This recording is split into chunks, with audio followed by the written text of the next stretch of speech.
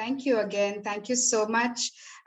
Yes, like Dexter said, this is probably a platform where I can give you some basic information about homeschooling, but you're free to connect and ask more questions later.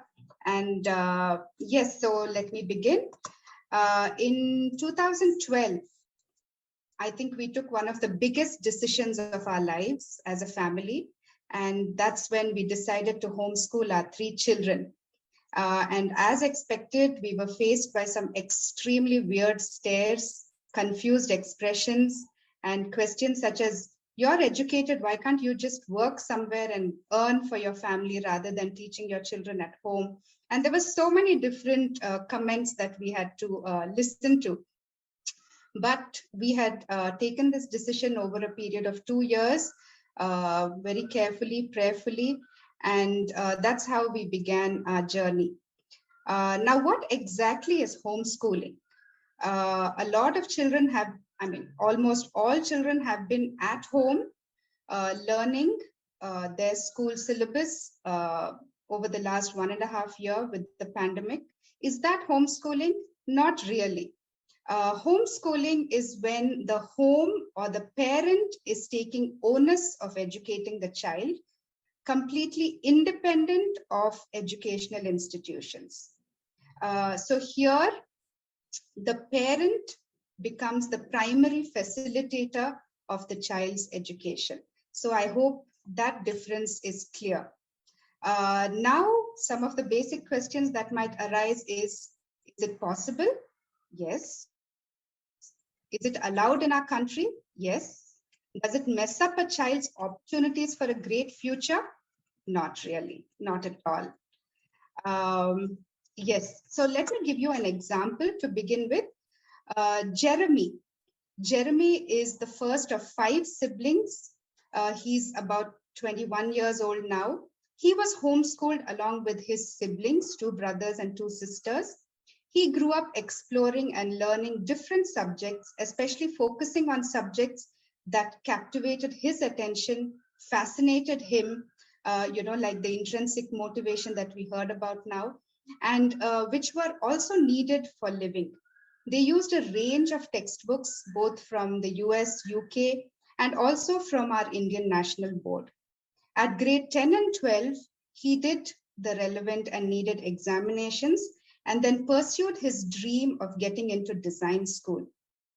With his hard work and, of course, the grace of God, he is right now completing his Bachelor's of Design at IIT Mumbai and is one of the 10 students who have been given admission into the master's program as well at IIT Mumbai. So stories like this are motivation and give us an answer that yes, homeschooling is possible in India, and it allows you to reach the topmost rung, so to say, academically in our country. Now another question, why would anyone choose homeschooling? Well, there are a lot of reasons, but I'll choose to the top 3 reasons that motivated us to go on this journey. The first one is that our resources can be used most productively. Our resources could be used most productively. Time, energy, and money can be used in the most suitable permutation and combinations to achieve our child's goals. Each child is different. We all know that. Each one's goals are different. Each one's interests are different. And we have a limited amount of resources, right? Whether it's time, whether it's energy or money, we have a limited amount of these resources.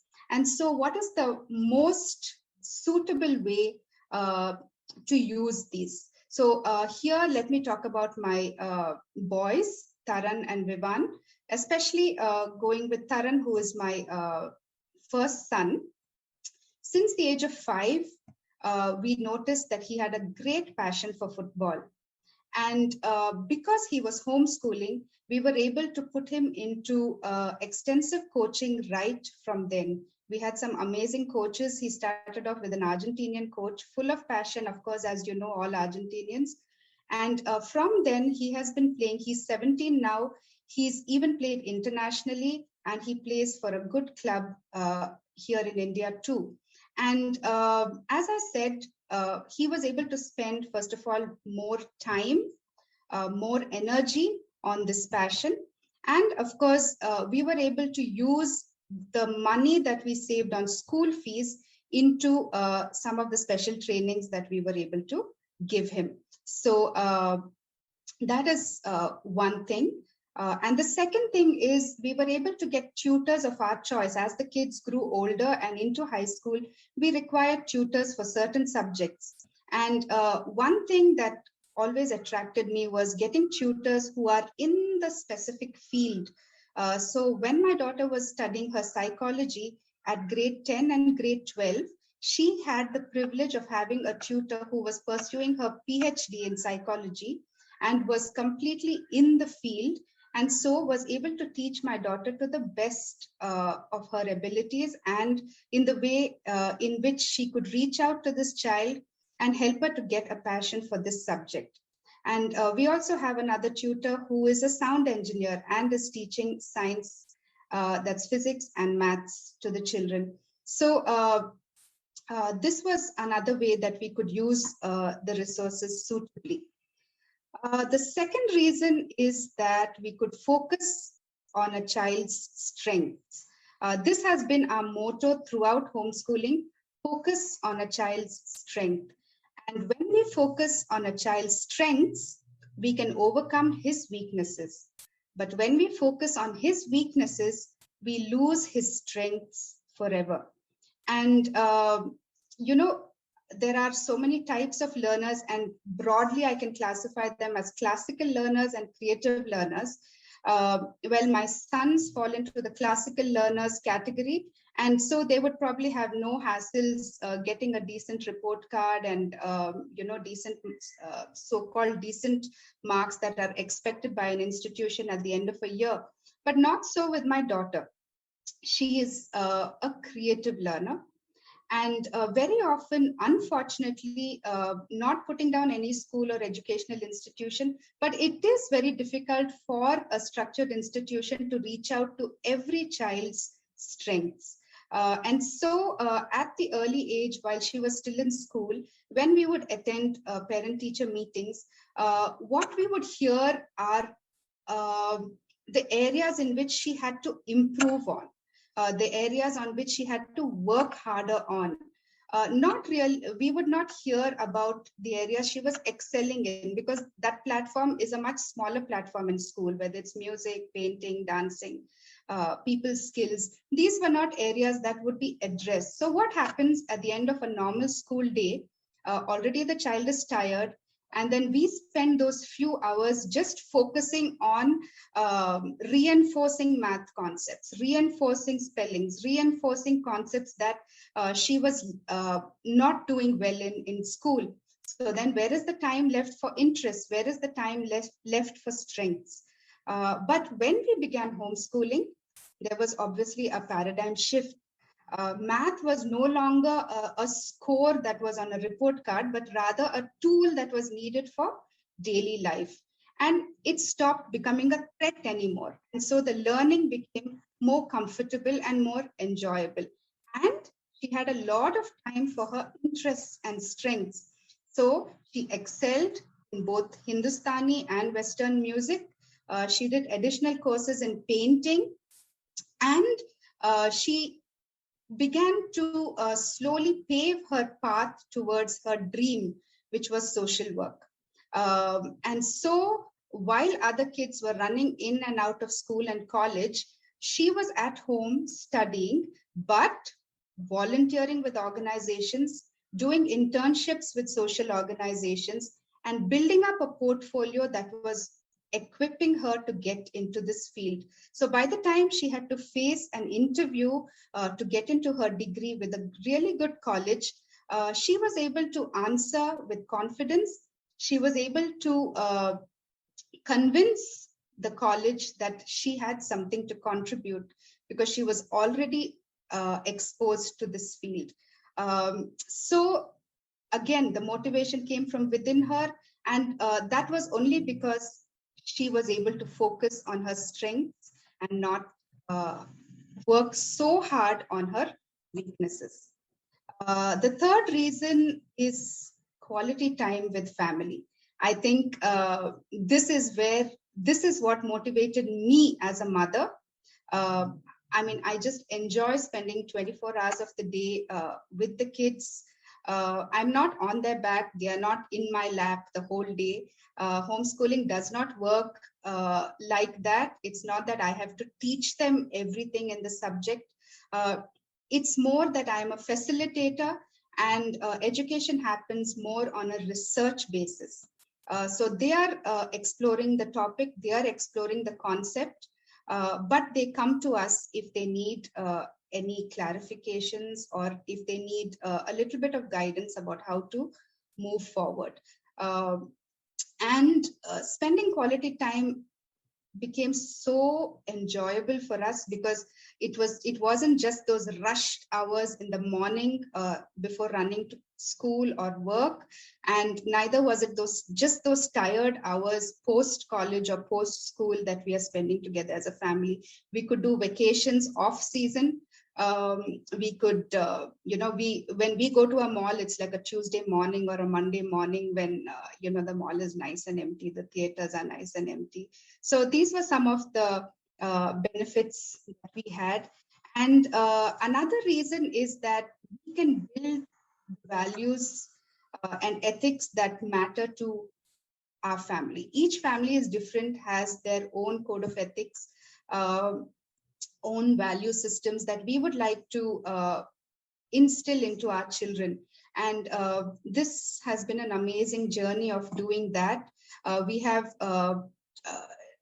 we have a certain amount of control over the influences that they have, that they are exposed to as children, whether it's academically, spiritually, or socially. And another thing that I think my kids would really agree with, why homeschooling? There is no concept of homework. Everything is finished during school hours, and very rarely do we even need to study beyond lunch. And so this has been a big motivating factor. So the three reasons: good use of resources, focusing on a child's strengths, and quality time as a family, together with the family. And so this talk was just to give you an idea about the benefits of homeschooling, and also just to say that there is an option of homeschooling. I'm not saying schooling is bad, or I'm not saying anything negative like that, but I am saying if you are considering a change, there is an option. It is a possibility. And if you have any questions about this, you are most welcome to contact me later.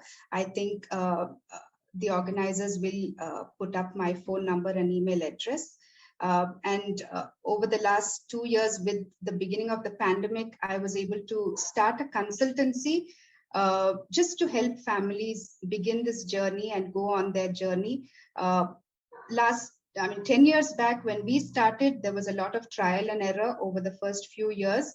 And the aim of the consultancy is to eliminate that period of trial and error, and just help the journey become smoother and more enjoyable. So that's it for today. And thank you, Davis, for reaching out, and the whole Vigio team for this opportunity. Congratulations on your 2nd anniversary, and God bless you, and may you go much further. So thank you all for listening. Pranuti, thank you so much. Why don't you stay on? I just had a couple of questions about homeschooling. I'm sure many of you who are listening have questions. So the first question is this: academically, and you've already hinted at this, you've talked about it a little bit, but people might be concerned if you're not having homework, if you're basically you're done before lunch. How are the children doing academically, and are they being challenged enough? Are they being able to get the kind of education that they need? Yes, the question of testing comes up a lot with parents. Now, just to let you know, if you think of a classroom setup, you have a minimum of 20-25 children, or you have a maximum of 60 to 80 children that one teacher has to handle. Now, the only way she can assess whether you have moved forward academically, whether you have understood the concept, is by either giving you homework or by giving you a test at the end of the chapter. But here, it's just one child, one parent, one concept. Now, obviously, by the end of that concept, I am 100% or 120% sure that my child has or has not understood the concept. If the child has not understood the concept, we go over it again.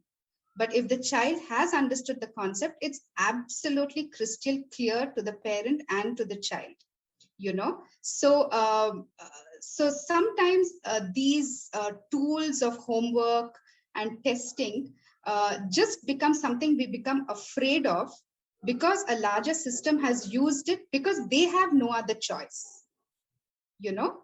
But if we come back and look at it very clearly, it is very, very, very clear when it is one child, one parent, that the child has moved forward academically or not. I hope I've answered your question, Rob. Yes, thank you. Yeah, I think that's one thing that I know that people can be concerned about. And I know, just as you gave that example of the student who went to IIT and did a wonderful job there, was going to do his master's degree as well. That there are students who really thrive in homeschooling and end up getting great degrees in college and end up getting a great job afterwards. And so that's a great help for many people who don't know what kind of quality education students are getting. And that really, again, and just to add to what you're saying, it depends on the parents. So if parents aren't ready for this, if they're not doing they're not being disciplined and intentional in it, then homeschooling wouldn't be a good option, unless the parents are actually going to be involved and actually going to be helping them. That's one of the major assumptions, I think, that we have to say. Yes. And this is something that not all parents are able to do. But if parents have that ability and have that interest and are able to help their children, it's an option for them. Yes. One other question I'd also ask is, socially, how does this affect kids socially? Because that's always a question.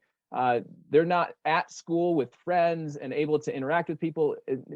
And a question that people have is this going to make kids awkward? What is this? How does it affect students socially? Yeah, this is again a question that's asked a lot. And when you actually think of school, you know, when you are in the classroom, there's very minimum interaction with your classmates. You know, think about it. During the lecture, there is actually, or rather, there's not supposed to be an interaction with your classmates.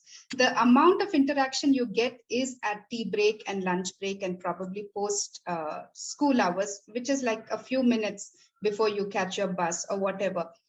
Maximum social interaction comes during your extracurricular activities, comes from your free time. And these are something that are available to homeschooling students. Like I was saying, my kids go for football, or my daughter goes for music, or she's part of a choir, and things like that. So homeschoolers, it's not that they do not have social interaction, but rather they have social interaction that is that we have a choice of. We choose where we want them to interact. We choose who we want them to interact with. So we are not taking away social interaction, but rather we are choosing the kind of social interaction that they get.